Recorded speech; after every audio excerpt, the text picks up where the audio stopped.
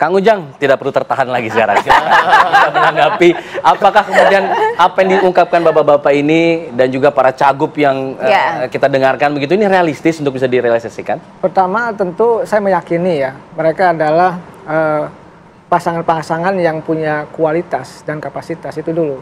Oleh karena itu pasti akan membuat program yang tujuannya tadi bukan hanya perencanaan tapi eksekusi yang nyata nanti ke depan. Cuma persoalannya kan banyak kepentingan. Ada misalkan pengusaha lah, ada mohon maaf partai politik lah, disitulah. Ini problematik kita. Nah yang kedua saya lihat apakah ini realistis? Dalam konteks tertentu bisa jadi realistis, tapi dalam konteks lain tadi banyak kepentingan yang perlu diakomodir yang menjadi persoalan. Nah yang kedua saya melihat bahwa ada diskontinuitas program. Misalkan gini, program gubernur yang lalu biasanya ada yang dihapus, di-delete. Ini yang menjadi program, apalagi misalkan partainya berbeda. Nah ini problem di seluruh Indonesia. Bahkan dulu saya dekat dengan bupati gitu ya. Ketika bupatinya merah, itu mapnya juga sampai merah. Ketika bupatinya itu dari kuning, mapnya juga kuning. Birokrasinya seperti itu. Ini problematik bagi saya. Bahkan gapura-gapuranya pun kalau partainya yang menang tertentu itu ada kuning, ada merah. Ini menjadi problem bagi saya. Kenapa tidak misalkan kalau kita bicara soal ibu kota ya, kan masanya klasik sebenarnya. Selain masalah tadi kemiskinan, ada masalah kemacetan, ada masalah banjir. Nah ini yang klasik mungkin sekarang tidak terlalu diperdebatkan, sekarang adalah sesuatu yang viral. Nah persoalannya adalah saya melihat, apakah ini menjadi sebuah kebijakan yang nanti akan komprehensif dan terintegrasi dilakukan oleh para kandidat itu, saya yakin masih optimis bisa terlaksana. Kenapa? Karena begini, kalau misalkan hari ini tidak ada incumbent yang maju, tentu semua kandidat 3 pasang ini punya kepentingan untuk terpilih di saat ini tanggal 27 November dan punya kepentingan lagi untuk bisa katakanlah 2 kali. Nah inilah saya meyakini ketika ini terjadi dinamika ini, maka ya kepentingannya adalah bagaimana kandidat yang terpilih itu bisa merealisasikan semua janji-janji itu. Publik pasti akan menilai, akan melis mana nih janjinya Pak Pram dan Bung Rano Karno, Pak RK dan Pak Suswono, Pak Darmakun, pasti akan melis ketika mereka menang, akan dilis di mana Kampung Bayam sudah baik belum, ya kan, lalu daerah-daerah banjir sudah tertata rapi belum, kemacetan sudah ada Kang Ujang, tapi peliknya Jakarta ini kan luar biasa masif ya. Artinya akan butuh waktu berapa lama? Kalau tadi Kang Ujang sempat menyinggung banyak juga yang menghentikan yang sebelumnya dari gubernur sebelumnya begitu. Nah artinya masalah pelik ini akan sulit dong terurai dengan baik. Tergantung political will ya, gini, 5 tahun memimpin, efektif bekerja itu cuma 3,5 tahun atau 4 tahun lah. Tahun berikutnya sudah mulai pilkada lagi. Atau 2 tahun ditawarin ya sudah mulai pilpres. Bisa Jakarta sering nah gitu. Ya tadi bagi saya nih 3 tahun untuk bekerja dengan baik, memaksimalkan apa yang menjadi katakanlah kelebihan dan kehebatan daripada kandidat itu. Apakah cukup 3 tahun menyelesaikan persoalan ibu kota? Tentu tidak. Tetapi tadi ada prioritas yang harus diutamakan dari para kandidat untuk membangun mana. Saya sepakat dengan Bang Ciko. Jadi itu yang menjadi prioritas dibangun. Nah, saya sih melihat ada 3 sih sebenarnya kalau kita lihat. Bagaimana soal ekonomi masyarakat termasuk hunian. Karena ini hak dasar dari warga masyarakat mendapatkan sandang, pangan dan papan. Termasuk dalam konteks itu pekerjaan. Oleh karena itu mereka bertani dikasih kesempatan. Nah, kita ini bangsa yang mohon maaf ya, masyarakatnya kreatif. Bagaimana misalkan ketika ekonomi kita terpuruk, masyarakat banyak yang memulung dan bisa hidup. Itu anugerah Indonesia itu di situ.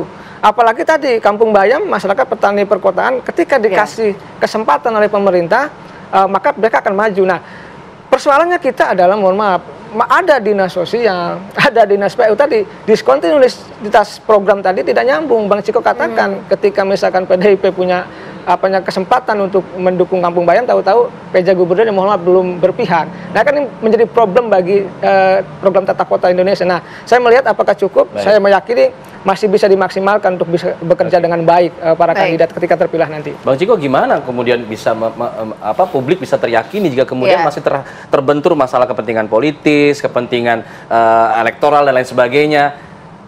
bagaimana bisa publik teryakinkan dengan kepentingan korporasi? Ya, kita harus jujur ya, tapi juga ada kepentingan terkait dengan pembangunan itu sendiri. Kalau kita bicara soal JIS misalnya, ya kan, terjadinya hal ini kan sebenarnya kalau kita mau jujur karena pembangunan JIS, ya kan, pembangunan JIS. Namun walaupun waktu itu Pak Anies sudah berkomunikasi dengan yang bersangkutan, dan sayangnya Pak Anies tidak bisa melanjutkan.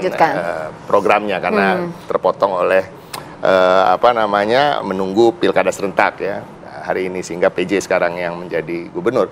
Nah, pada prinsipnya gini, memang tadi saya setuju apa yang disampaikan oleh Kang Mulya bahwa memang kita harus bicara dengan warga ya dan lain-lain. Nah, tapi ini dalam waktu yang singkat ini, kita kan kampanye ini agak pendek waktunya ya. Saya nggak yakin bahwa kita bisa meyakinkan 100% warga Jakarta bahwa calon-calon kita adalah yang terbaik, akan memberikan solusi yang terbaik. Tetapi pada prinsipnya kita mungkin akan menyasar beberapa poin seperti Kampung Bayam. Nanti kita bicara tentang Kampung Utara, Kampung Apung di Jakarta Utara. Kemiskinan di daerah-daerah elit ya, seperti Pondok Indah, Simpruk Golf. Ya, saya sebut nih elit semua nih ya. Kebayoran Baru, itu ada 150.000 warga miskin di situ. Nah, ini yang kita nanti akan sasar, karena dengan solusi yang mungkin bisa diterima oleh warga setempat, warga-warga yang saya sebut tadi, mudah-mudahan itu juga bisa seakan memberi harapan, sehingga siapapun yang memimpin ke depan, ya kami berharap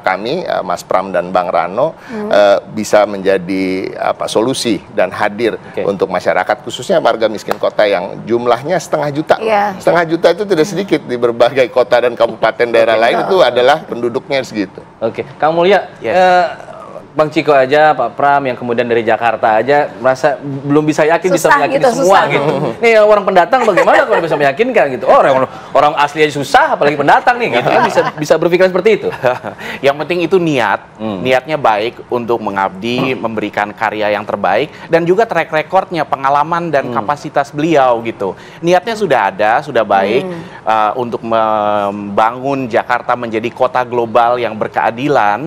Tapi juga dari segi kapasitas, ini Bang Emil ini punya kapasitas sebagai arsitek dan perencana kota kelas dunia gitu. Kalau untuk menjadi Jakarta yang menjadi kota global, ya kita juga harus dipimpin oleh orang-orang yang punya niat baik, tadi disampaikan oleh narasumber yang lain, tapi juga harus punya keahlian dan dikelilingi oleh tim-tim yang punya keahlian juga. Ini kuncinya. Jadi bagaimana kita bisa upgrade Jakarta, dan kita melihat kasus-kasus seperti Kampung Bayam yang tadi disebutkan Bang Ciko, ini banyak yang lain yang nunggu, kasus-kasus tanah yang nggak selesai, kasus-kasus kondisi infrastruktur yang sangat memprihatinkan di dalam kampungnya, tinggal nunggu aja. Ini makanya harus kita rencanakan dari awal, dan bagaimana ini bisa teridentifikasi dari sekarang perencanaan kotanya mau jadi seperti apa, dan ini bisa berdampingan. Kelas menengah, tadi disebutin kelas kaum miskin kota. Iya betul, itu adalah sebuah konstituen yang sangat besar di Jakarta. Itu adalah bagian dari kota Jakarta. Jangan lupa kita juga punya kelas menengah. Kelas menengah juga sekarang menjerit. Mereka kalau dari data yang beredar sekarang, kelas menengah jumlahnya turun. Mereka pindah jadi kelas yang baru pengen menengah. Tadi udah sampai kelas menengah. Mereka nggak bisa beli perumahan, nggak bisa beli rumah juga di Jakarta. Karena harganya fantastis semuanya. Nah, kayak gitu. Jadi memang udah harus ditata lagi. Orang masih tetap kerja, ekonomi masih akan di Jakarta. Apalagi dengan sekarang fungsi ibu kotanya sudah pindah. Nah, ini kita harus semakin memperkuat fungsi ekonominya, dan di situ kita butuhkan semua orang, kelas menengah profesional, kelas menengah ke bawah yang nantinya akan menjadi bagian dari ekonomi kita. Cleaning service-nya emang dari mana? Security-nya emang dari mana gitu. Tapi gini, perencanaan penting, tapi konkretnya apa yang bisa kemudian dibayangkan oleh publik Jakarta gitu, yang bisa, oh nih gue bisa, saya bisa nih melihat, ternyata realistis sih bisa nih. Itu konkretnya saya belum bisa menggambarkan begitu dari apa yang dikatakan oleh Kang Mulya. Tapi usaha aja dah. Kami akan di sini, dia apa kabar?